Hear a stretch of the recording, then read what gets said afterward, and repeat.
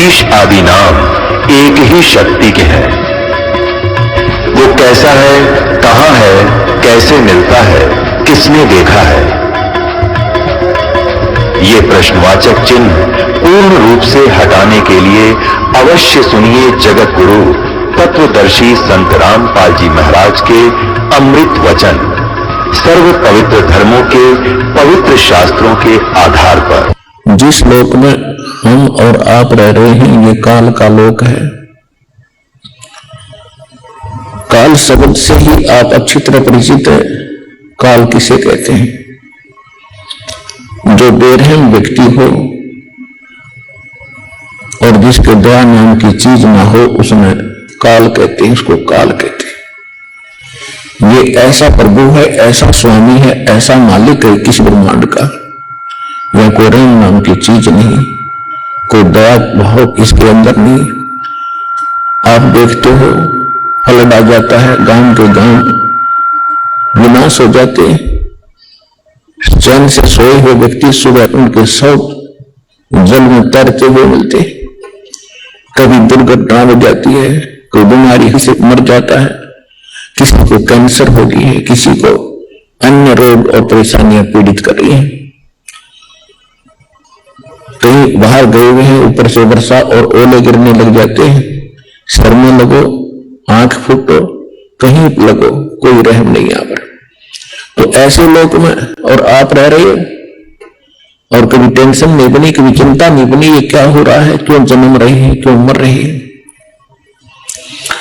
क्योंकि काल ने सबकी बुद्धि को ऑफ कर दिया और समर्थ आते हैं, वो ज्ञान समझाते हैं, हमारी फिर से वो आंखें खोलते हैं। उसके विषय में स्वयं परमात्मा आते हैं। ये काल इतना प्रबल है, इसमें ब्रह्मा विष्णु महेश जी को भी अपने कंट्रोल में रखा हुआ है, जो यहाँ की परम शक्तियां हैं और इसके पुत्र हैं। ये केवल उसी के रिमोट से काम करते हैं। समर्थ आने के बाद जब हम परमात्मा की शरण में आ जाते हैं, फिर काल का रिमोट काम नहीं करता, काल की शक्ति हमारे ऊपर असर नहीं करती। तब हम कुछ सोच सकते हैं, तब हम भक्ति भी कर सकते हैं और उसी समय हम इस काल के लोक में कुछ सुरक्षित भी रह सकते हैं। तो परमात्मा ने आकर आपको आगाह किया है, समझाया है। क्या समझाया है परमात्मा ने? मानुष जन्म दुर्लभ है, ये मिलन बारंबार, तरवर से पत्ता टूट गिरे, भाई मोर न लगता डर।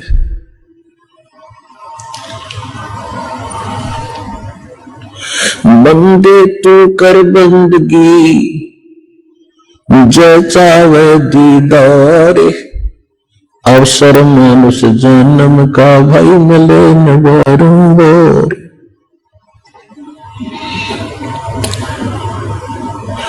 पृथ्वीपति चकवे गए,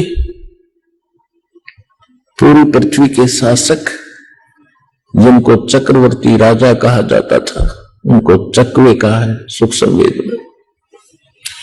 पृथ्वीपति चकवे गए, जिनके चक्र चलते, रावण सरीखे कौन गिने, भाई ऐसे गए अनंत।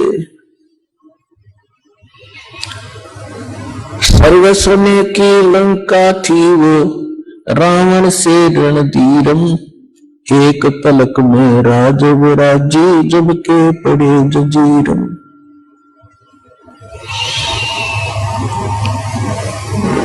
परमात्मा हमें समझाना चाहते हैं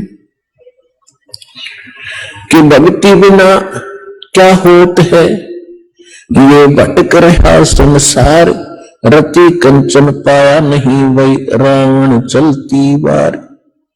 परमात्मा हमें कैसे कैसे एग्जाम्पल बताकर, उदाहरण दे करके सतर्क करना चाहते हैं कि बच्चों तुम जहां रह रहे हो ये लोग ठीक नहीं है, और जिस मानुष जन्म को प्राप्त करके आपने जो कार्य मनुष्य जीवन का करना चाहिए था उसको कर नहीं रहे हो। और जो पुण्यात्माएं उस कार्य को कर भी रहे हैं, वो मार्ग ठीक नहीं है, वो भक्ति ठीक नहीं है, वो साधना ठीक नहीं है। जो भक्ति नहीं कर रहे और जो कर रहे हैं वो शास्त्र विधि त्याग कर मनमाना आचरण कर रहे हैं, तो दोनों ही एक समान है। कोई भी कार्य है उसको ठीक ढंग से किया जाएगा तभी उसमें सफलता मिलती है। ये तत्व ज्ञान है, ये विशेष ज्ञान है, विज्ञान है अध्यात्म मार्ग की। कोई भी विज्ञान का जो फार्मूला है उस फार्मूले के अनुसार ही कोई वैज्ञानिक अपना अनुसंधान करेगा तो सफलता मिलेगी। इसी प्रकार ये विज्ञान है, तत्व ज्ञान है, विशेष ज्ञान है, ये सूक्ष्म वेद जो आपको बताया जा रहा है भक्ति का, इसके कुछ फार्मूले हैं। उन फार्मूलों के अनुसार ही आप साधना भक्ति करोगे तो आपको अवश्य सफलता प्राप्त होगी। वो फार्मूले सत्संग में बताए जाते हैं। सबसे पहला मोक्ष प्राप्ति के लिए सबसे पहला जो फॉर्मूला है कि गुरु हो।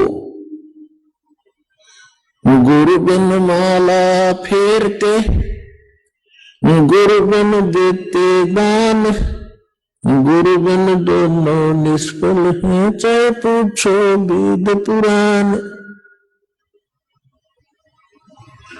कि सबसे पहले इस मार्ग में गुरु हो। गुरु के बिना भक्ति करना भी विफल है, व्यर्थ है। अब कहते हैं गुरु गुरु में भेद है, गुरु गुरु में भाव, सोए गुरु सराइये जो शब्द लखावे भाव। गुरु गुरु के अंदर अंतर है। गुरु पूरा हो, जिसके पास कंप्लीट कोर्स हो मोक्ष मार्ग का, संपूर्ण भक्ति विधि प्राप्त हो उसके पास, और वो संपूर्ण भक्ति विधि हमारे सदग्रंथों से मेल खाती हो, और जिन महापुरुषों को हम मोक्ष प्राप्त मानते हैं उनने जो साधना की हो उससे भी मेल खाती हो, तो वो साधना और वो ज्ञान जो संत बताता है वो पूर्ण गुरु होता है। अब आज तक जितने भी आपने अन्य साधनाएं और साधक और गुरु जी मिले, उनके अनुभव की आपने किताबें पढ़ी, पुस्तक पढ़ी, वो तो आपने पढ़ ही रखी हैं, वो तो आपके पास विद्यमान है वो ज्ञान कि वो कौन सा मंत्र जाप बताते हैं, भक्ति की कौन सी विधि बताते हैं, किसको भगवान बताते हैं, भगवान का क्या स्वरूप बताते हैं। और जो दास आपको गॉड गिवन स्पिरिचुअल नॉलेज बता रहा है, परमात्मा का दिया हुआ जो ज्ञान बता रहा है, वो भी अब आपके पास उपलब्ध है। इन दोनों की तुलना करके आज शिक्षित समाज है बहुत आसानी से निर्णय कर सकता है। इसलिए परमात्मा ने आपको शिक्षित किया सबसे पहले। इस 1997 से पहले भारतवर्ष के लगभग 99% शिक्षित मानव समाज है, और इस शिक्षा का केवल उद्देश्य यही था, परमात्मा ने जो आपको शिक्षा दी है कि आप सदग्रंथों को स्वयं देखें।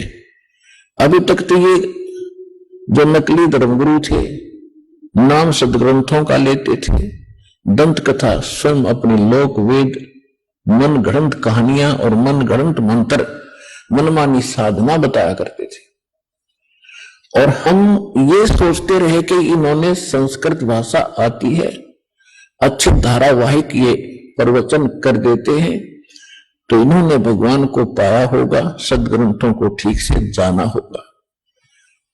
अब आपको इस दास के निर्णायक ज्ञान से तुलनात्मक तरीके से आपको खूब पता लग चुका है कि किसी भी आज विश्व के धर्मगुरु को अपने सदग्रंथों का ज्ञान नहीं, वेद पढ़ने वाले वेद के विषय नहीं जानते, इसमें भगवान की क्या महिमा बताई है, भगवान कैसा बताया है, इसमें कौन सा मंत्र बताया है।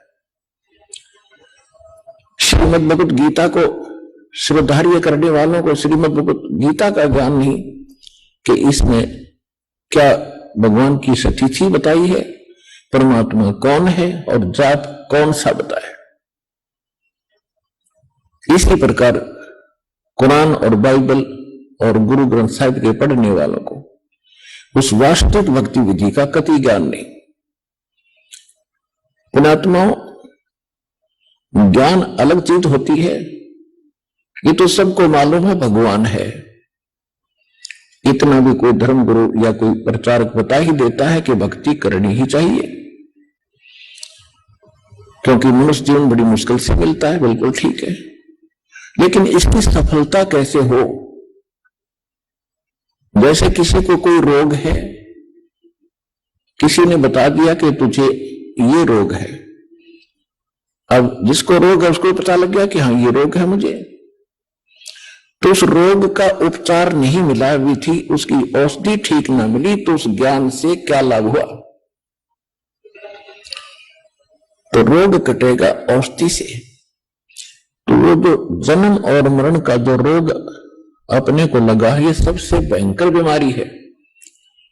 और ये ना ब्रह्मा जी की कटरी, ना विष्णु जी की कटी, ना शिव जी की अब तक समाप्त हुआ। तो अन्य का होगा कैसे? क्योंकि हम उनको सुप्रीम पावर और सुप्रीम गॉड मानते थे। तो वो कंप्लीट कोर्स इस दास रामपाल दास के पास है, सतलोक आश्रम बरवाला जिला हिसार। विश्व में किसी के पास नहीं है। ये आपको तो आज समझ में आ जाए तो सौभाग्य आपका, और जितना देर से समझ में आओगी इस गए वक्त को घना पछताया करोगे, ये सत्कर मान लेना। तो सबसे पहले हमने गुरु बनाना होता है, और गुरु पूरा हो। जैसे श्रीमद् भगवत गीता अध्याय नंबर 7 के श्लोक नंबर 12 से लेकर 15 तक एक निर्णायक ज्ञान दिया है कि अर्जुन, इन तीनों गुणों से, रजगुण ब्रह्मा जी, सतगुण विष्णु जी, तमगुण शिव जी, इनके द्वारा जो भी प्रक्रिया इस लोक में हो रही है, रजगुण ब्रह्मा जी से उत्पत्ति, सतगुण विष्णु जी के प्रभाव से यहां आपस में मोह ममता लगाओ, और भगवान शंकर हमें मार ही रहा है इसके तमोगुण, इसके आधार से हम एक दूसरे से झगड़ा ठान लेते हैं और बहुत बड़ी हानियां कर देते हैं। लाखों लोग लड़कर मर जाते हैं, राजा लोग सेनाओं से। तो ये इस तमोगुण का प्रभाव है। इनसे जो कुछ भी हो रहा है इसका मूल कारण मैं हूं। कौन? जो श्रीमद् भगवत गीता का ज्ञान दे रहा है वो कौन है? वो काल है।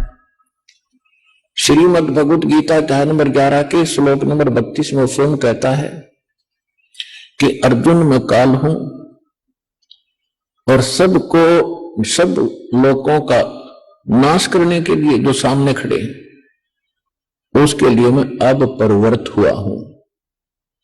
श्री कृष्ण नहीं थे वो, श्री कृष्ण तो पहले विद्यमान थे।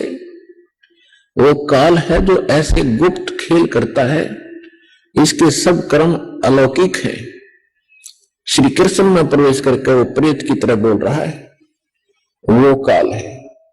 इस काल को श्राप लगा हुआ है परमात्मा की तरफ से कि 1 लाख मानव शरीरधारी प्राणियों के शरीरों का से निकले गंध को तो रोज खाएगा, यानी 1 लाख मानव शरीरधारी प्राणियों का नित आहार करेगा, और 1.25 लाख की उत्पत्ति डेली करेगा, जिसके कारण ये अपने तीनों पुत्रों को इसने एक एक गुण युक्त कर दिया। अब न ब्रह्मा जी के वश की बात, न विष्णु जी के वश में ये गुण जो प्रभाव कर रहा है, ना शंकर जी के वश में। जैसे कोई मिर्च है, ये भगवान अपने लोकों में रह रहे हैं, विष्णु लोक में विष्णु जी, ब्रह्मा लोक में ब्रह्मा जी, और शिव लोक में शिव जी, ऊपर के लोक हैं इनके, और वहां से इनके गुण इन तीनों लोकों पर, पृथ्वी लोक, पाताल और स्वर्ग लोक में सबको प्रभावित कर रहे हैं। जैसे रसोई के अंदर छौंक लगाया जाए मिर्चों का, और अन्य कक्षों में बैठे हुए, अन्य कमरों में बैठे हुए व्यक्तियों को भी छींकें आनी शुरू हो जाती। तो मूल वस्तु, साकार वस्तु तो रसोई में, उसके गुण ने आकर वहां प्रभाव डाला तो बस की बात नहीं, कोई छींक रोक ले। ठीक इसी प्रकार इनसे निकले हुए तीनों गुण आप सबको, सभी प्राणियों को, पशु पक्षी मानव को, देवताओं को ये प्रभावित कर रहे हैं, जिसके कारण ये विवश होकर के संतानों उत्पत्ति करते हैं। इतनी प्रबल प्रेरणा ये भर देता है, जीव के बस की नहीं। और आपस में मोह ममता ये भी हमारे बस का नहीं, क्योंकि इस गुण के प्रभाव से, जैसे किसी ने शराब पी ली, अब शराब पी के कहीं पड़ा रहो, व्यवस्था वो, उसको पता है नहीं तू कहां पड़ा है, क्या बोल रहा है, क्या कर रहा है, किधर जा रहा है। तो इस प्रकार इस काल भगवान ने कहा है कि ये तीनों गुणों से जो कुछ भी हो रहा है उसका निमित्त कारण मैं ही हूं, मैं इनमें नहीं हूं और ये मुझ में नहीं है, क्योंकि ये उनसे बाहर बैठा है 21वें ब्रह्मांड में। और प्रत्येक ब्रह्मांड के अंतिम छोर पर इसने गुप्त स्थान बना रखा है, वहां भी रहता है और 21वें ब्रह्मांड के शिखर में भी एक चला जाता है जब इसको आवश्यकता होती है। तो कहने का भाव ये है कि फिर इसने ये भी स्पष्ट कर दिया है कि इन तीनों गुणों की जो भक्ति करते हैं, रजगुण ब्रह्मा, सतगुण विष्णु, तमगुण शिव, तीन देव की जो भक्ति करते हैं और जो मेरी भक्ति भी नहीं करते हैं, वो राक्षस स्वभाव को धारण किए हुए मनुष्यों में नीच दूषित कर्म करने वाले मूर्ख, ये इन्हीं तक सीमित है। इन्हीं तीनों गुणों ब्रह्मा विष्णु महेश की ही भक्ति करते रहते हैं। इनका ज्ञान हरा जा चुका है, इनकी बुद्धि चुरा ली है, इस थोड़े से लाभ जो इनसे प्राप्त होता है इसी पर आश्रित हो गए हैं, ये मुझे भी नहीं भजते। और यही परमात्मा 600 वर्ष पहले भगवान स्वयं आए थे, कबीर परमेश्वर जी, वैसे प्रत्येक युग में आते हैं ये, लेकिन हम क्योंकि कलयुग में हैं, पिछले इतिहास में इतने ज्ञान नहीं है। अब कलयुग का विधांतों में खूब ज्ञान है। 600 वर्ष पहले परमात्मा स्वयं आए थे, कबीर देव जी, कबीर साहब, तब वो यही कहा करते थे कि तीन देव की जो करते भक्ति, ब्रह्मा विष्णु महेश की जो भक्ति करते हैं, इनकी कभू न हो मुक्ति। तो उस समय हमारे धर्म गुरुओं ने बड़ा विरोध करवा दिया भगवान का, और इतने अत्याचार किए दाता पे यदि आपको सुनाए जाएंगे, धीरे धीरे सुनाएंगे, हृदय कलेजा मुंह को आ जाता है। क्योंकि उसमें जनता अशिक्षित थी। भगवान साची कहा करते थे कि इन तीनों देवताओं की भक्ति जो तुम कर रहे हो ये मोक्षदायक नहीं है, ये तुम्हें पार नहीं कर सकती, और ये खुद नाशवान है, इनकी जन्म मृत्यु होती है। और हमारे धर्म गुरु कहा करते ये अविनाशी है, इनकी कोई माता पिता नहीं है, अजर अमर है। और परमात्मा ने 600 वर्ष पहले कबीर भगवान ने बताई थी कि ये इनकी जन्म मृत्यु होती है, इनकी माता दुर्गा है, इनका पिता ये काल है।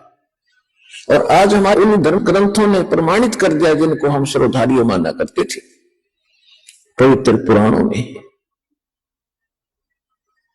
कि इनकी जन्म मृत्यु होती है, ये अजर अमर नहीं है, और ये दुर्गा इनकी माता है, ये काल इनका पिता है। तो इससे ये भी सिद्ध होता चला जाएगा कि कबीर इज गॉड, क्योंकि भगवान बिना सच्ची बात बता नहीं सकता। सत्य भगवान ही बोल सकता है, और वो सच्चा भगवान है, सच साहिब है, वो कबीर देव है, कबीर साहिब है, जो सच्ची बात का है। जिसको हम अशिक्षित कहा करते थे कि अक्षर ज्ञान नहीं रखता, ये धानक शूद्र है, क्योंकि ये धर्म ग्रंथों को पढ़ने का अधिकारी भी नहीं है, जिस कारण से ये धर्म ग्रंथ नहीं पढ़ पाया। और ये ऊट पटांग बोल रहा है कबीर कि ये ब्रह्मा विष्णु में से नाशवान है, इनकी जन्म मृत्यु होती है, और उनकी माता दुर्गा काल भगवान उनका पिता है। तो उस समय तो हमें हमारे पूर्वज इस बात से संतुष्ट थे, हमारे उन नकली धर्म गुरुओं से, कि ये शिक्षित नहीं है कबीर जी, इसलिए धर्म ग्रंथ तो ये नहीं जान सकता। और परमात्मा सब कुछ जानने वाले जानी जान होते, उन्होंने 600 वर्ष पहले बता दिया था। और ये हमारे धर्मगुरु आज तक उनको पढ़ रहे थे, रट्टा लगाते थे, घोट लेते थे, और धारावाहिक सुनाया करते थे, कख भी बता नहीं था। चारों वेदों को घोट लेते थे, याद करते थे, उनको चतुर्वेदी कहते थे। 3 वेदों को जो कंठस्थ याद कर लेते थे उनको त्रिवेदी कहा करते थे, और 2 वेदों को जो कंठस्थ याद कर लेते थे उनको द्विवेदी कहा करते थे। ये तो गधों की तरह लद्दे फिरे थे, इसमें समान क्या था इनको पता नहीं था। सूक्ष्म वेद में कहा कि पीठ मनुखा दाख लगी है, और ये कर्रा खात बबूल, जैसे ऊंट के कमर पे, ऊंट के थैले में कमर पे मनुखा दाख लाद रखी व्यापारी ने। उस कमर पर तो मनुखा दा कितनी मीठी चीज, और वो खावा कीकर के काट्या मत कीकर के जो बबूल के कांटों में मुंह मार रहा है, होठ फुड़वा रहा है, उसको पता नहीं तेरे ऊपर कितनी बढ़िया चीज दरिया मार ले मुंह, एक बार मुंह मोड़ के। तो इन हमारे धर्म गुरु इन ग्रंथों रूपी मनुखा दाख कर लद्दे दे फिरे थे और साधना करें थे कति वह बबूल नकली ऊट पटांग मंत्र, ऊट पटांग साधनाएं 7 पत्र पूजा तक सीमित रहे। पीठ मनुखा दाख लदी ये कर्रा खात बबूल। तो पुण्यात्मा हमारे उस समय तो ये नहीं माना करते थे, लेकिन परमात्मा को पहचानने के लिए एक बहुत बड़ा योगदान ये भी एक पॉइंट है कि जिसने वेद पढ़े नहीं, जिसने गीता पढ़ी नहीं, और जिसने पुराण पढ़े नहीं, और पुराणों का ज्ञान 600 वर्ष पहले बता रहे थे और ये पढ़ने वाले नहीं जानते थे, उसके लिए भगवान ने एक अनुस्वर भी दे रखा है। गुरु बिन काहू न पाया ज्ञाना, जो थोथा भूस छड़ मूड किसाना। गुरु बिन वेद पढ़े जो प्राणी, समझन सार रहे अज्ञानी।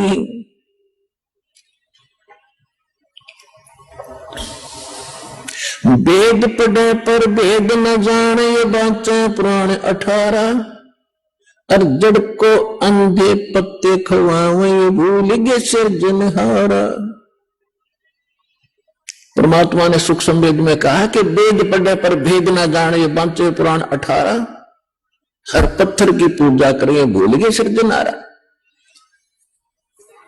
गुरु बिन काहू न पाया ज्ञाना, जो थोथा भूस छड़े मोड किसाना।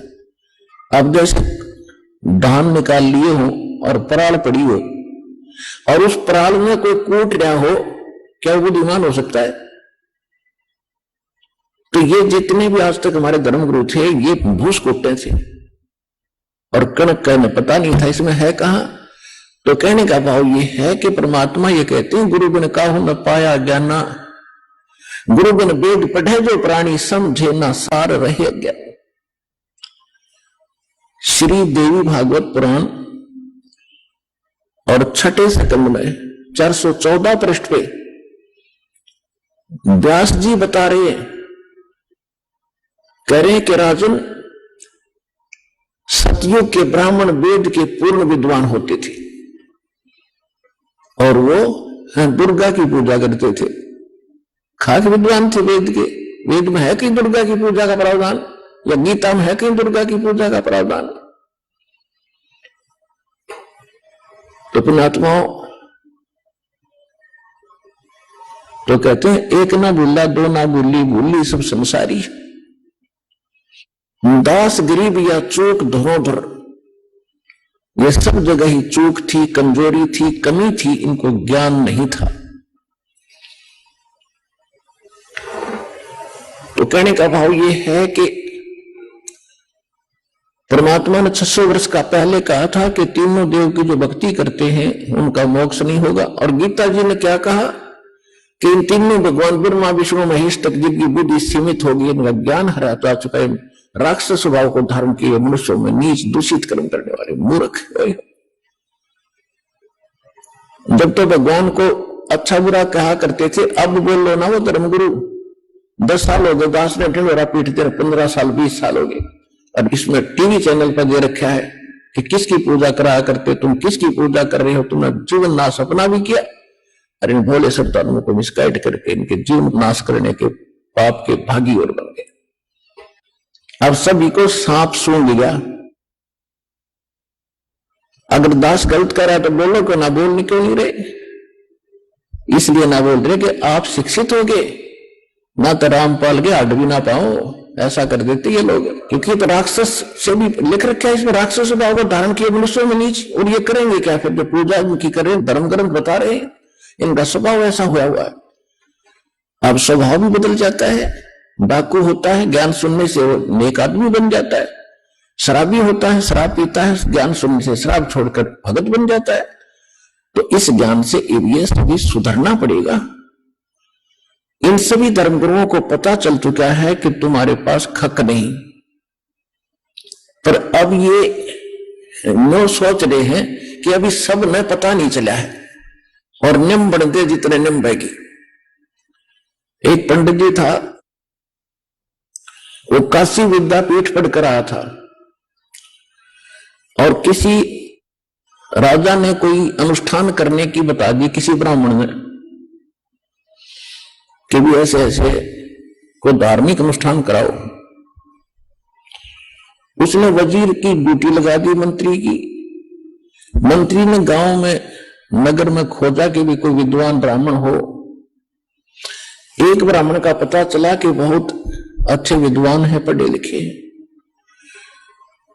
और जिसने उस राजा को बताया था कि तू कम से कम 4-5 ब्राह्मणों से अनुष्ठान करवाना।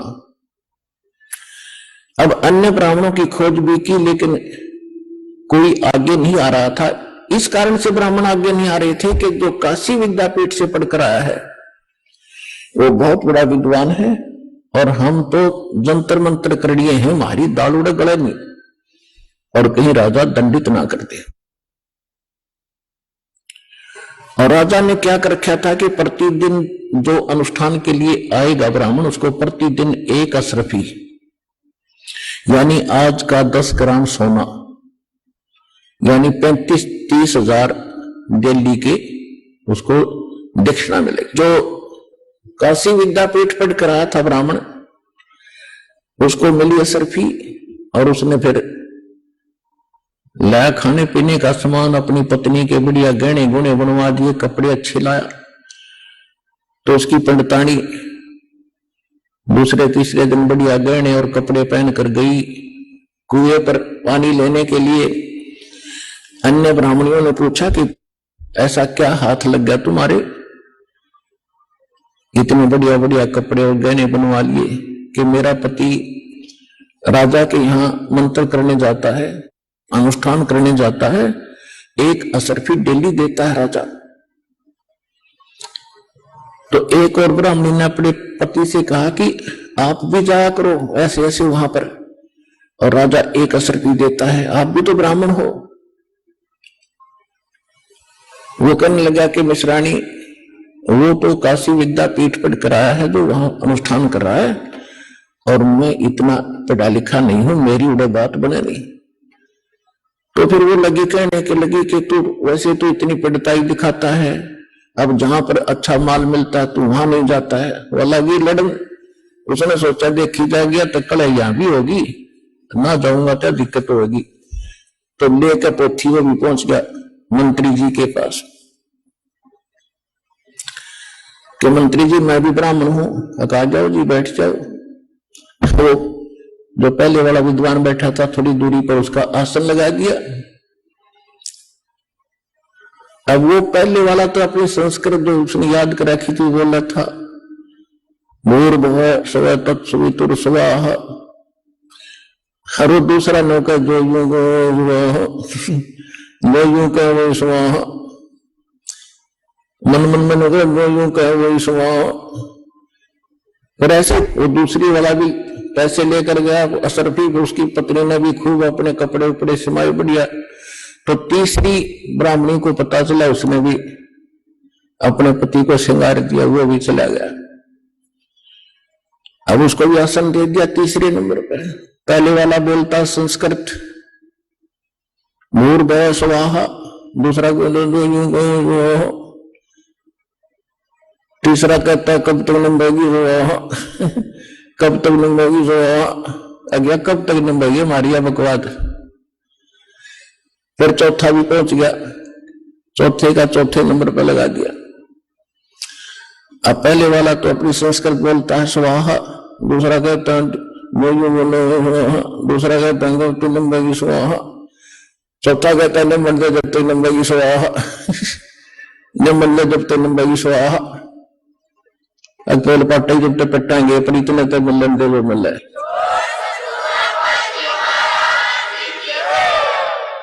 तो इन धर्म गुरुओं गलियां ऐसी बन रही है कि नंबर दे जब तक नंबर की स्वाहा फिर तो सवा होना है, क्योंकि सब सफाया हो जाए इनका, इनको कहीं छुपने को स्थान नहीं मिलेगा।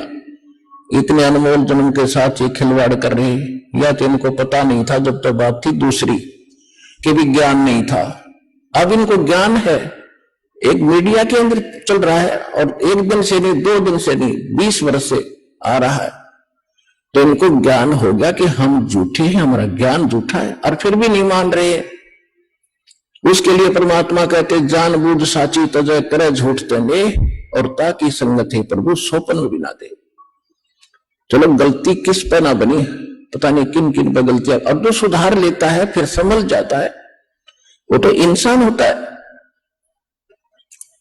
जितने भी भक्त हैं और जितने भी वर्तमान के गुरु हैं, ये सभी पुण्यात्मा हैं, परमात्मा के लिए लगे।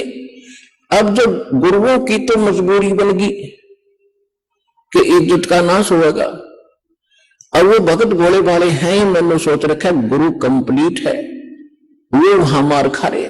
तो कंप्लीट और इनकम्प्लीट का निर्णय भगत नहीं स्वयं कर सकते। किसी डॉक्टर की औषधि को डॉक्टर ही बता सकता है, प्रमाणित कर रहा है कि इसमें ये साल्ट होना चाहिए था इस रोग के लिए, ये देखो यहां लिखा है, और ये साल्ट नहीं है तो ये औषधि गलत है। तो दास वही कर रहा है कि मोक्ष मार्ग के लिए इन मंत्रों की आवश्यकता है। ये हमारे ग्रंथों में लिखे, सूक्ष्म वेद में लिखे, और हमारे जो मोक्ष प्राप्त जो संत हुए हैं उन्होंने यही फार्मूले अपनाए थे। इसके अतिरिक्त जो भी आप प्रयोग कर रहे हो, जो भक्ति कर रहे हो, वो व्यर्थ है, उसको त्याग दो, इतनी सी बात है। अब प्रसंग चल रहा है कि परमात्मा ने कहा था तीनों गुणों की जो भक्ति करते हैं उनका मोक्ष नहीं हो, तीनों भगवानों, 3 देवताओं की। यही गीता प्रमाणित कर रही है, काल भी खुद कह रहा है। फिर ये कहता है कि मेरी भक्ति 3 प्रकार के करते हैं। अब जैसे हमारे धर्मगुरु, हमारे वेद कुछ कह रहे हैं और ये कुछ कह रहे हैं। गीता ज्ञानदाता जो है ये ब्रह्म है, इसको काल भी कहते हैं। इसको श्रीमद् भगवत गीता अध्याय नंबर 15 के श्लोक 16 में सरपुरुष भी कहा है। ये खुद कहता है कि मेरी भक्ति 4 प्रकार की करते हैं, यानी ब्रह्म साधना। ब्रह्म साधना में इन 4 वेदों में केवल ब्रह्म साधना ही लिखी है। ब्रह्म साधना यानी भक्ति तो ब्रह्म तक की है और ज्ञान पूर्ण परमात्मा का है। यहां ये ऋषि लोग यहां मार खा गए, इनको ज्ञान नहीं था, गुरु इनको मिले नहीं, कंप्लीट संत इनको पूर्ण संत मिले नहीं, जिस कारण से इन्होंने ओम नाम जो गीता ज्ञानदाता, वेद ज्ञानदाता ब्रह्म का है, सरपुरुष का है, इस मंत्र को इन्होंने कंप्लीट गॉड का मान लिया, पूर्ण परमात्मा का मान लिया गलती से। और परमात्मा कह रहे हैं गुरु बिन वेद पढ़े जो प्राणी और समझे ना सार वह ज्ञानी। गीता अध्याय नंबर 4 के श्लोक नंबर 32 और 34 में कितना गजब का ज्ञान बता रखा है कि अर्जुन, गीता अध्याय नंबर 4 के श्लोक 32 में कहा है कि जो परमात्मा ने स्वयं आकर अपने मुख कमल से जो अनुष्ठान यज्ञों की जानकारी विस्तार के साथ दी है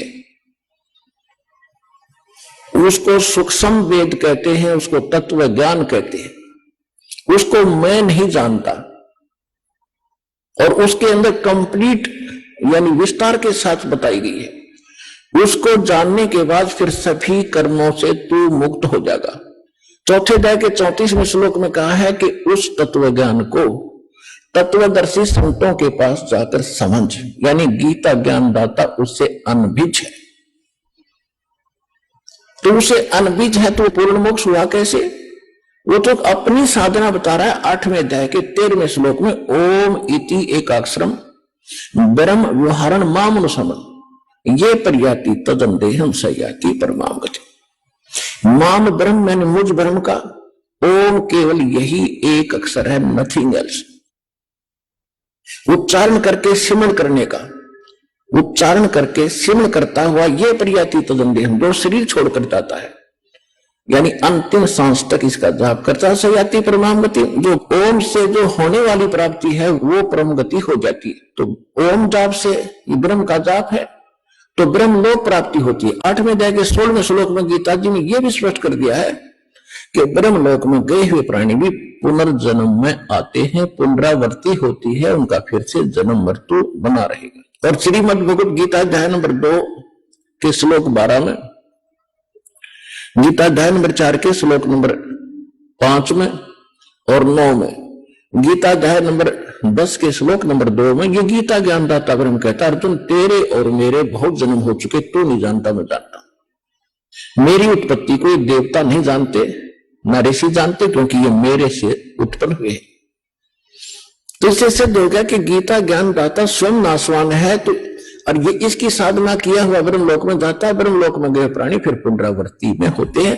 ये पूर्ण मोक्ष नहीं हुआ, ये परम शांति नहीं हुई। कौन सी? जो श्रीमद् भगवद गीता अध्याय नंबर 18 के श्लोक नंबर 62 में कहा कि अर्जुन को सर्वभाव से उस परमेश्वर की शरण में जा जो गीता ज्ञानदाता से अन्य है। उस परमात्मा की कृपा से तू परम शांति को और सनातन परम धाम को प्राप्त होगा, शाश्वत लोक में चला जाएगा।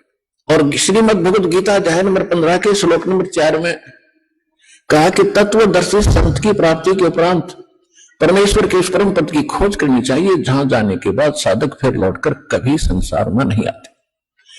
और जिस परमेश्वर ने सब ब्रह्मांडों की रचना की है और केवल उसी की भक्ति करो और सब पूजाएं त्याग दो। अपनी साधना को भी छोड़ने को कह रहा है कि केवल उसकी भक्ति करो। अपने आत्मा ये है श्रीमद् भगवद गीता का सार जो दास बता रहा है। अरे पहले 4 पंक्ति लिख देते थे, अर्जुन तू क्या लाया है, तेरा क्या जाता है, आत्मा तो अजर अमर है, तो क्यों चिंता करता है। बस ये था गीता सार है। खाक था गीता सार। गीता सार तो आपके सामने आ रहा है, ये था वो गीता जी का सार। अब जो प्रश्न चल रहा है कि अब ये जो ऋषि थे इनको गुरु नहीं मिला, और गुरु ना मिलने से इनकी ये अकल आई नहीं कि तुम ये भी तुम्हारी समझ में आना चाहिए कि जो वेद ज्ञानदाता ही ये गीता ज्ञानदाता है, और वेदों का सारांश ही श्रीमद् भगवद गीता है। तो वेद में यजुर्वेद अध्याय नंबर 40 के मंत्र नंबर 10 में ये वेद ज्ञानदाता खुद कहता है कि कोई तो परमात्मा को संभवात कहता है। संभवात माने जन्म लेने वाला, जैसे अवतार रूप में राम और श्री कृष्ण आदि मानते हैं। और कोई इसको असंभवात कहता है कि जन्म लेता ही नहीं, वो अजन्मा है, अजरो अमर है, वो कभी प्रकट नहीं होता। लेकिन इसकी सही जानकारी तो तत्वदर्शी संत बताएंगे, उनसे सुनो। तो इनकी अकल वहां नहीं गई कि ये क्या लिखा है। ये तो वेद ज्ञानदाता खुद कह रहा है कि वो तो कोई और बताएंगे, तत्वदर्शी संत बताएंगे। और यजुर्वेद अध्याय 40 के मंत्र 15 में उसमें लिखा है कि वायु अनिलम अथितम भस्मांतम शरीरम, भस्मांतम शरीरम, शरीर के अंत होने तक इस मंत्र का जाप करना है। कौन से का?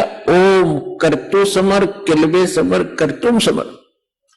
ओम नाम का जाप काम करते करते सिमरण करो, विशेष कसक के साथ श्रद्धा के साथ सिमरण करो, और मनुष्य जीवन का मूल कर्तव्य जानकर ओम का सिमरण करो। अब ये कह रहा है कि यजुर्वेद अध्याय नंबर 40 के मंत्र नंबर 15 में तो इसने ये बता दिया। यजुर्वेद अध्याय नंबर 40 के ही अंतिम मंत्र, और यजुर्वेद का अंतिम मंत्र है, ये अंतिम अध्याय है और 17वां अंतिम मंत्र है, श्लोक है। उसमें वेद ज्ञानदाता कहता है कि वो पूर्ण परमात्मा तो परोक्ष है, ऊपर है, वो तो गुप्त है, उसकी जानकारी मुझे भी नहीं है। और मैं ब्रह्म हूं, मैं ब्रह्म लोक में रहता हूं और मेरा ओम नाम है। तो इनका अकल में नहीं आई कि जब और परमात्मा है तो मंत्र करे ओ ब्रह्मकार, वो कहता कोई और भगवान है। उसके विषय में यजुर्वेद अध्याय नंबर 5 के मंत्र 32 में कहा कि वो कौन है। उसी कसी माने जो परम शांतिदायक है। कबीर असी, वो कबीर अंगारी असी बंभारी असी, वो कबीर है, वो परमात्मा कबीर देव है जो पापों का नाश करने वाला है। और बंभारी, अरि माने शत्रु, बंभर माने बंधन, यानी जो बंधनों का शत्रु है हम उसको बंदी छोड़ कहते हैं। और परमात्मा खुद भी कहते हैं बंदी छोड़ हमारा नामम, अजर अमर है अस्थिर ठामम, अमर करूं सतलोक पठाऊं, तात बंदी छोड़ कहां। और वेद स्पष्ट नाम लिख रहे हैं कि वो कबीर अंगारी ऐसी पाप नाशक केवल कबीर देव है और कोई पाप का नाश नहीं कर सकता किसी कोई भी देव। और बंभारी ऐसी वो बंधनों का शत्रु है, यजुर्वेद अध्याय नंबर 5 के श्लोक नंबर 32 में। और रत धामा सवर ज्योति रत धामा असी, अब बताओ सवर ज्योति माने स्वयं प्रकाशित है वो लोक, और उस रित धाम के अंदर परमात्मा रहते हैं सतलोक में। ये ऋग्वेद मंडल नंबर 9 सूक्त 86 के मंत्र 26-27 से प्रमाणित है। 27 में लिखा है कि वो परमात्मा ध्रुव लोक के तीसरे लोक में रहता है। ध्रुव लोक के यानी उस तेजों में सवरज्योति, जो सवरज्योति लोक है, स्वयं प्रकाशित जो स्थान है सतलोक है, उसके तीसरे पोर्शन में भगवान रहता है। ऋग्वेद मंडल नंबर 9 सूक्त 54 मंत्र 3 में भी लिखा है कि वो परमात्मा सभी लोकों के ऊपर के लोक में तिष्ठ थी, वहां बैठा है, विराजमान है। और ये क्या करते भगवान निराकार है, वो तो कण कण में विद्वान है, भगवान की एक स्थान पर नहीं रहता। और वेद क्या बता रहे हैं, तो इनके विषय में कहा है कि मोती मुक्ता दर्शत नहीं, ये जग है सब अंदरे, दिखत के तो निर्णय समीन का फिरा मोतिया बंदरे।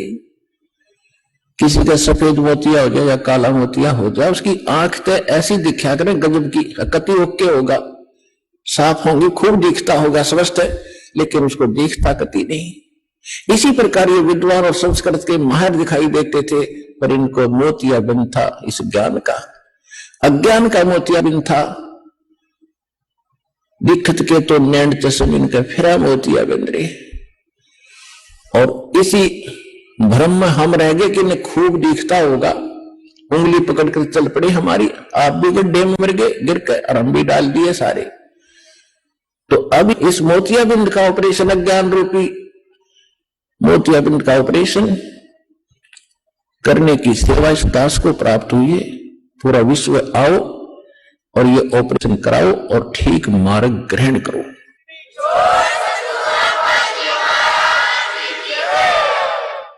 अब तो प्रश्न चल रहा है कि वेद ज्ञान दाता कह रहा है कि मेरा तो कोई मंत्र है। गीता ज्ञान दाता खुद कहता ओम इति का अक्षरम ब्रह्म विहान मामन सुमन, मुझ ब्रह्म का केवल कोई मंत्र है।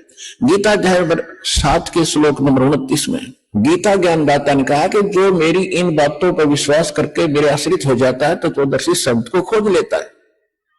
उसके पश्चात कहते हैं जरा मरण मोक्षाय यतन्तीते माम आश्रित यतन्तीते, जो मेरे इस ज्ञान को आश्रय करके तत्वदर्शी संत जिन्होंने खोज लिया, वो केवल जरा और मरण के लिए ही, जरा माने वृद्धावस्था बुढ़ापे के दुख से बचने के लिए, और मरण के यानी बार बार मृत्यु ना हो उसके लिए जो प्रयत्न करते हैं, प्रयत्नशील हैं, वो तत्ब्रह्म विदु कृष्णम अध्यात्म कर्मम चाखिलम, यानी वो पूरे उस तत्ब्रह्म से परिचित हो चुके हैं। तत्ब्रह्म से, गीता ज्ञान दाता से अन्य वो ब्रह्म है, ब्रह्म माने भगवान होता है, उस अन्य भगवान से, तत्ब्रह्म से और सारे यहां कर्मों से परिचित है और पूरे अध्यात्म मार्ग से परिचित हो चुके हैं। तो अर्जुन ने 8वें अध्याय के प्रथम मंत्र में पूछा कि भगवान वो फिर तत्ब्रह्म कौन है। 8वें अध्याय के 3 श्लोक में श्रीमद् भगवत गीता में कहा कि वो परम अक्षर ब्रह्म है, यानी गीता ज्ञानदाता से कोई और है वो परम शक्ति। 8वें अध्याय के 5 और 7 में गीता ज्ञानदाता कहता मेरी भक्ति कर, मुझे प्राप्त होगा। और युद्ध भी करना पड़ेगा, यानी जो भक्ति है ये हठ योग नहीं करना, कहीं पर भी प्रमाणित नहीं है कि एक स्थान पर बैठकर आसन लगाकर हठ योग करते रहो, नहीं। जैसे सूक्ष्म वेद में भी यही बताया कि नाम उठत नाम बैठत नाम सोत जागवे, नाम खाते नाम पीते नाम सेती लागवे। और ये तो अध्याय नंबर 40 के श्लोक मंत्र में स्पष्ट हो गया कि ओम करतु समर किलबे समर करतुम समर, ओम नाम का जाप काम करते करते सिमरण करो और विशेष कसक के साथ करो और अपना मूल कर्तव्य जान के काम भी करो, भक्ति भी करो।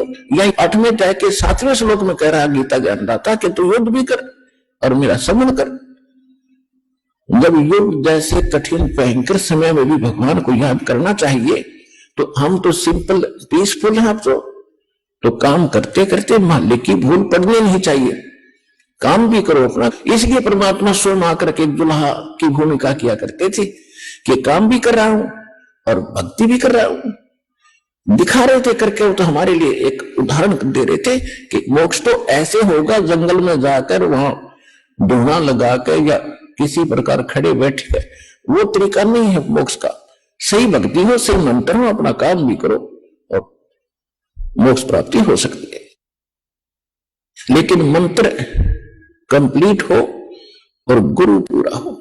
आइए अब हम उन श्रद्धालुओं के अनुभव जानते हैं जो जगत गुरु तत्वदर्शी संत रामपाल जी महाराज जी से दीक्षा प्राप्त कर चुके हैं तथा उनके द्वारा बताए गए भक्ति मार्ग पर चल रहे हैं। सर नमस्कार।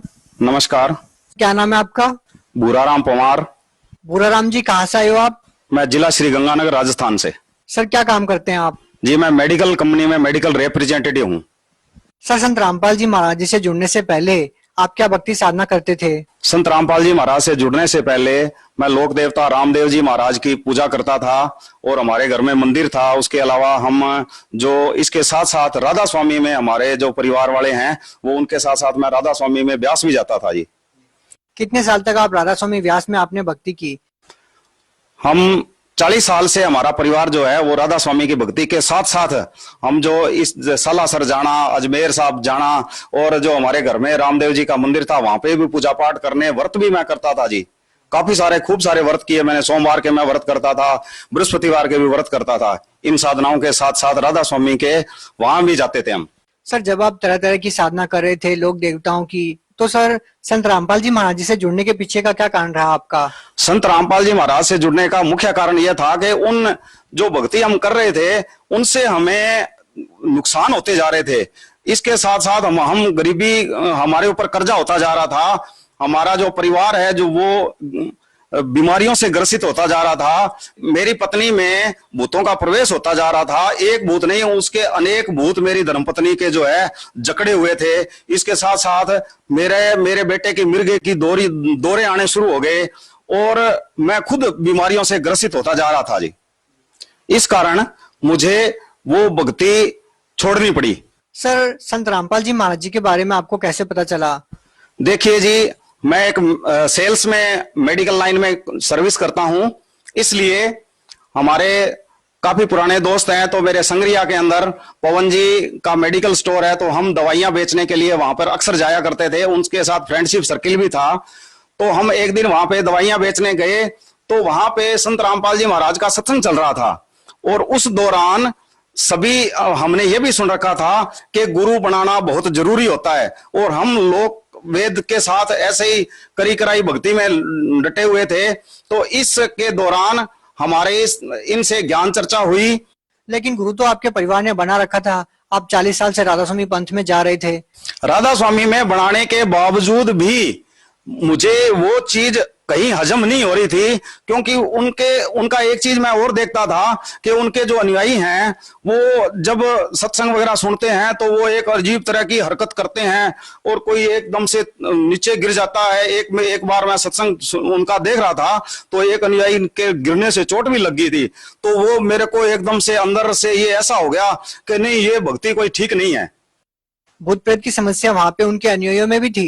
हाँ जी, हाँ जी, वो उनके अनुयायियों में भूत प्रेतों का ऐसा कोई होता है और कुछ लोग जो है कुछ अजीब तरह की भी हरकतें करते हैं जी। तो क्या हुआ? उसके बाद में मुझे वो संत रामपाल जी महाराज के अनुयायी हैं, उनसे ज्ञान चर्चा हुई, बातचीत हुई, और इस दौरान मुझे गुरु धारण करना था। और मैं इतने दुखी होते हुए भी मेरे पास कोई ऑप्शन नहीं था, कोई दूसरा कोई रास्ता नहीं था कि मैं राधा स्वामी के अलावा भी किसी के पास जाऊं। तो फिर उनसे मुझे ज्ञान गंगा नाम की पुस्तक मिली, संत रामपाल जी महाराज की कुछ डीवीडियां मुझे दी गई, तो वो हमने पढ़ा उनको, और उसके बाद में वो डीवीडियां वगैरह देखी, और फिर जाके हमने निर्णय किया कि संत रामपाल जी महाराज पूर्ण गुरु हैं, पूर्ण संत हैं, और उनकी शरण हमें ग्रहण करनी चाहिए। सर देखा जाता है कि जैसे कि आप मेडिकल फील्ड से बिलोंग करते हैं, आपके पास खासा अनुभव है मेडिकल फील्ड का। लोगों को कोई भी समस्या होती है तो वो डॉक्टर के पास जाते हैं। उनका मानना है कि गुरुओं के पास अंधश्रद्धा वाले लोग जाते हैं। तो सर आपका इसके बारे में क्या मानना है कि आप संत रामपाल जी महाराज जी के पास या फिर अन्य गुरुओं के पास क्यों गए? देखिए जी, मेडिकल लाइन से जब हर जगह बंदा हार जाता है तो कहीं न कहीं डॉक्टर भी अगर अपना ऑपरेशन शुरू करते हैं तो वो परमात्मा को याद करते हैं। जब ये साइंस का जब ज्ञान खत्म हो जाता है, साइंस की रेंज बाहर खत्म हो जाती है, तब वहां से सिर्फ और सिर्फ परमात्मा का ही एक रास्ता नजर आता है। साइंस से आगे की लाइन को परमात्मा की विधि से और अन्य जो लाभ हैं वो परमात्मा ही दे सकते हैं जी। ऐसा नहीं है कि साइंस के पास हर बीमारी का इलाज है।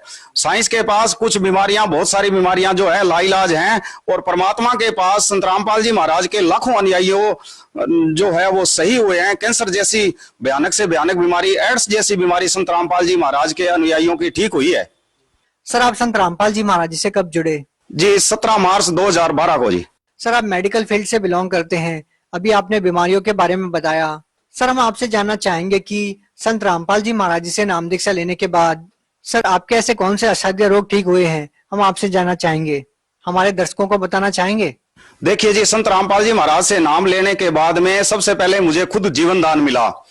एक पदमपुर से लेकर गंगानगर के लिए नई रोड बन रही थी, तो उस दौरान मैं जीप में सवार होकर अपनी ड्यूटी पे जा रहा था, सुबह का समय था, और मैंने संत रामपाल जी महाराज की सत्संग का लीड लगा रखा था, और अचानक गाड़ी के अगले टायर में टायर फट गया, और गाड़ी जो है बहुत बड़े ऊंचे एक पत्थरों के ढेर पे चढ़ गई, और गाड़ी ने एकदम से पलटा लगा दिया, और गाड़ी घसीटते हुए ऐसी मतलब उस गाड़ी की हालत हो गई कि इसमें किसी एक बंदे का भी बचना मुश्किल था। और उसी जगह से, वो चुनावड़ की जगह थी गंगानगर और पदमपुर के बीच में, तो वहां पे मुझे एक खरोंच तक नहीं आई, और मैं सत्संग सुन रहा था। सभी लोग ऐसे उठ के जब देखा सभी लोगों ने कि ये एकदम से ये क्या हो रहा है, तो मैंने भी देखा। मैंने कहा ये क्या हो गया भाई साहब, क्या? तो वो खुद ड्राइवर बोल रहा है कि भाई साहब गाड़ी की हालत देखो ना, आप यहाँ पे एक्सीडेंट हो गया, आपको पता ही नहीं लगा। तो मैंने उनसे प्रार्थना की कि मैं तो संत रामपाल जी महाराज का सत्संग सुन रहा था। तो सभी अनुयायियों ने संत रामपाल जी महाराज की प्रशंसा की कि आज आपके गुरु ने हम सभी को बचा लिया। सबसे पहला जीवन दान मुझे खुद को मिला। उसके बाद में मेरी धर्मपत्नी भूतों की चपेट में थी, वो धर्मपत्नी के भूत लगे हुए थे काफी सारे, एक नहीं है। उसको हमने काफी जगह से झाड़ फूंक करवाया, अन्य जगहों से हमने काफी दवाइयां भी दिलवाई, लेकिन दवाइयों का कोई असर नहीं हो रहा था। कोई झाड़ फूंक वाले एक गेसिंगपुर नाम की एक जगह, वहां पे एक शमशान घाट में एक बाबा इलाज करते हैं, उनसे भी हमने इलाज करवाया, और अन्य झाड़ फूंक भी करवाए, लेकिन किसी तरीके से वो ठीक नहीं हुई। सर आप खुद पढ़े लिखे हैं, मेडिकल फील्ड से बिलोंग करते हैं, आपने इस बीमारी का इलाज डॉक्टर से नहीं करवाया? डॉक्टरों से इलाज करवाया, लेकिन डॉक्टर तो बिल्कुल हार चुके थे कि इसको कोई बीमारी नहीं है, ना इसके कोई बीपी की दिक्कत है, ना शुगर की दिक्कत है, ना इसके हार्ट ठीक से काम कर रहा है, इसका बीपी भी नॉर्मल है, पल्स रेट बिल्कुल नॉर्मल है, लेकिन ये बेहोश पता नहीं कैसे हो जाती है, उनके कोई समझ में नहीं आ रहा था सर। तो उस दौरान संत रामपाल जी महाराज जी से धर्मपत्नी ने उपदेश लिया। उपदेश लेने के बाद में धर्मपत्नी को वो भूतों का जो साया था, वो भूतों का साया दूर हो गया, और आज वो सहर्ष अपना बड़ा बढ़िया अपना जीवन यापन कर रही है। इसके साथ साथ मेरे बच्चे को मिर्गी के दौरे आते थे, और दिल्ली हॉस्पिटल, शिशु हॉस्पिटल में डॉक्टर गुप्ता हैं, बहुत बड़े हॉस्पिटल है श्री गंगानगर का, तो वहां पे उसका मिर्गी के दौरे आते थे।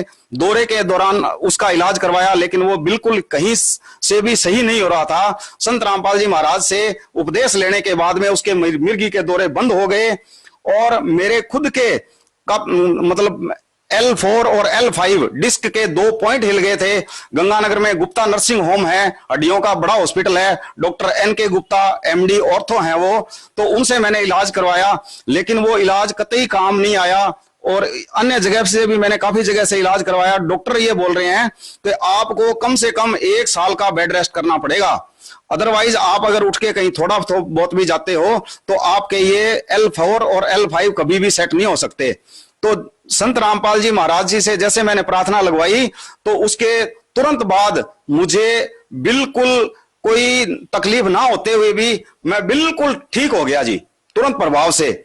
इसके साथ साथ मेरी एक भतीजी है मंजू नाम से, जब हमने उसका रिश्ता कोई जगह किया हुआ था तो हमने प्रार्थना लगाई संत रामपाल जी महाराज के यहाँ के हमने रिश्ता कर दिया है जी, बच्ची की शादी करेंगे। तो जब संत रामपाल जी महाराज ने उस रिश्ते के लिए मना कर दिया कि बेटे आप उस रिश्ते को आप तोड़ दो, उनको मना कर दो, तो हमने उनके आदेशानुसार, संत रामपाल जी महाराज के आदेशानुसार उस रिश्ते को मना कर दिया। और आप यकीन नहीं करेंगे, मैं बड़े विश्वास के साथ आपको कह रहा हूं कि 1 महीने के बाद में उसी लड़के का मेन हाईवे के ऊपर इतना भयंकर एक्सीडेंट हुआ कि उसके ऊपर 30 चक्का जो ट्रोला था वो उस लड़के के ऊपर से निकल गया और लड़के को ऐसे मतलब किसी हालत में उसकी हड्डियां सारी चकनाचूर हो गई और वो लड़का बिल्कुल खत्म हो गया। संत रामपाल जी महाराज के कहे अनुसार हमने वो रिश्ता हटाकर किसी दूसरी जगह रिश्ता कर दिया।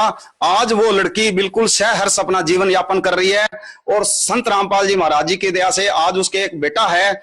और संत रामपाल जी महाराज को आम इंसान मानने वाले लोगों को मैं कहना चाहता हूं कि उनके कहने से हमने वो रिश्ता हटा करके दूसरी जगह किया तो हमारे को एक बहुत बड़ी दुर्घटना से हमारे को संत रामपाल जी महाराज ने बचाया, क्योंकि वो हमारे सिर के ऊपर ऐसा एक बहुत बड़ा दुख का पहाड़ टूट पड़ता अगर हम वो रिश्ता कर लेते। तो मैं ये सभी को ये बताना चाहता हूं कि संत रामपाल जी महाराज पूर्ण परमात्मा है और भगवान का ही रूप है।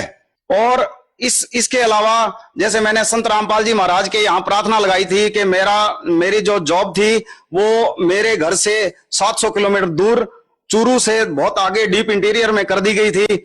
तो मैंने संत रामपाल जी महाराज के वहां सत्संग में गए हुए थे, तो उस दौरान मैंने संत रामपाल जी महाराज से प्रार्थना लगाई कि गुरुदेव आप कृपा करो। संत रामपाल जी महाराज ने जैसे आशीर्वाद दिया कि बेटे परमात्मा दया करेंगे, तो संत रामपाल जी महाराज के आशीर्वाद मात्र से ही जैसे मैं वहां से बरवाड़ा से लेकर वापिस गंगानगर पहुंचने से पहले ही मेरे पास बठिंडा के पास फोन आया उसी पुरानी कंपनी का कि भाई साहब आप जो है श्री गंगानगर ज्वाइन करना चाहते हो क्या। तो मेरा संत रामपाल जी महाराज जी की दया से तुरंत प्रभाव से बिना कोई देरी किए हुए मेरे को घर भी नहीं पहुंचने दिया, उससे पहले मेरा होम टाउन श्री गंगानगर में मेरा ट्रांसफर कर दिया गया कंपनी की तरफ से। ये भी बहुत बड़ा लाभ मिला जी मुझे।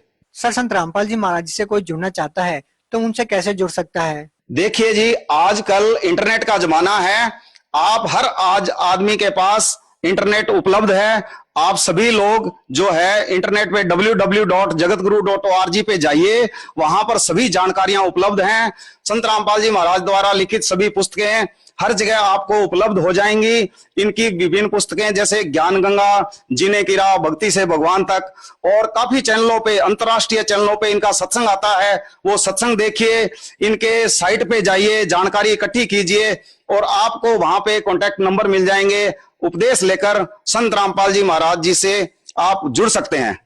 जी धन्यवाद। धन्यवाद साहब।